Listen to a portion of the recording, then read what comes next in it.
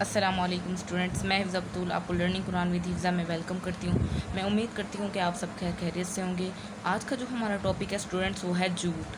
جھوٹ کے بارے میں آج ہم پڑھیں گے کہ جھوٹ بولنے کا کیا نقصان ہے اور ہمیں کس طرح نبی کریم صلی اللہ علیہ وآلہ وسلم نے جھوٹ سے منع فرمایا ہے۔ سٹارٹ کرتے ہیں۔ اعوذ باللہ من الشیطان الرجیم، بسم اللہ الرحمن الرحیم۔ آج کا ہمارا اسٹوڈنٹ ٹاپک ہے جھوٹ۔ جھوٹ کے متعلق ایک حدیث کا ترجمہ لکھیں۔ صدق یا سچائی عالمگیر حقیقت یہ ہے، سچائی کے بغیر انسان سکھ کا سانس نہیں لے سکتا۔ ہمیشہ انسان کو چاہیے کہ سچ بولے اور جھوٹ سے پرہیز کرے۔ سرکار کونین صلی اللہ علیہ وآلہ وسلم نے ارشاد فرمایا ہے، ان الصدق یہدی الی البر وان الکذب یہدی الی الفجور۔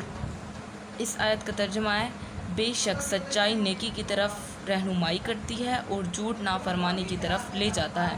جتنی ہم سچ بولیں گے اتنا ہمیں سچائی کا لطف آتا جائے گا اور ہمارا دل کہے گا ہم سچائی کی طرف ہر بات میں سچائی بولیں۔ لیکن جھوٹ نافرمانی کی طرف لے جاتا ہے، جھوٹ برے کاموں کی طرف لے جاتا ہے۔ جھوٹ بولنے کے دو نقصانات لکھیں۔ جھوٹ بولنے والے پر اللہ کی لعنت ہوتی ہے۔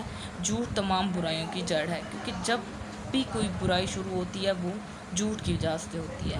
ایک ہم بات چھپانے کے لیے جھوٹ بولتے ہیں، اس کے پیچھے اور جھوٹ بولنے پڑ جاتے ہیں، تو اس لیے ہمیں چاہیے کہ ہم جھوٹ سے پرہیز کریں۔ اگلا ہمارا ٹاپک ہے اسٹوڈنٹس غیبت۔ اب غیبت اور اتہام یہ دو الگ الگ باتیں ہیں۔ غیبت اور اتہام یعنی کہ کسی پر تہمت لگانا، کسی نے کوئی بات نہ کہی ہو اور اس کو کہہ دینا کہ تم نے ہاں اس طرح جھوٹ بولا ہے، تو یہ ان دو چیزوں میں فرق ہے، غیبت اور اتہام میں۔ اب کیا فرق ہے؟ غیبت سے مراد کسی کی غیر موجودگی میں یعنی کہ کسی کی پیٹھ پیچھے اس کا وہ عیب بیان کرنا جو اس میں موجود ہو مگر اس کے سامنے بیان کرنے کی جرت نہ ہو۔ یعنی کہ ہم جھوٹ بول رہے ہیں کسی کی پیٹھ پیچھے کہ اس کے اندر برائی بھی ہے، وہ تو یہ کیا کہلائے گی؟ غیبت۔ پیٹھ پیچھے جس کی غیبت کی جاتی ہے وہ اپنا دفاع نہیں کر سکتا، وہ اپنے بارے میں نہیں بول سکتا۔ غیبت کرنے والوں کی توبہ قبول نہیں ہوتی، اس لیے اللہ تعالیٰ ہمیں غیبت سے بچائے، ہمیں کسی کی غیبت نہیں کرنی چاہیے۔ اب اتہام یعنی کہ بہتان میں تہمت میں کیا فرق ہے؟ اتہام یعنی بہتان سے مراد تہمت لگانا، یعنی کسی کی شخصیت میں ایسا عیب بیان کرنا جو اس میں موجود نہ ہو۔ غیبت اسے کہتے ہیں جو برائی شخص میں موجود ہو پیٹھ پیچھے بیان کرنا، لیکن اتہام تہمت اس کو کہتے ہیں جو شخص میں کوئی عیب ہو بھی نہ اور اس کے بارے میں وہ بیان کرنا، اس کے اوپر وہ تہمت لگانا، کوئی بات کر دینا۔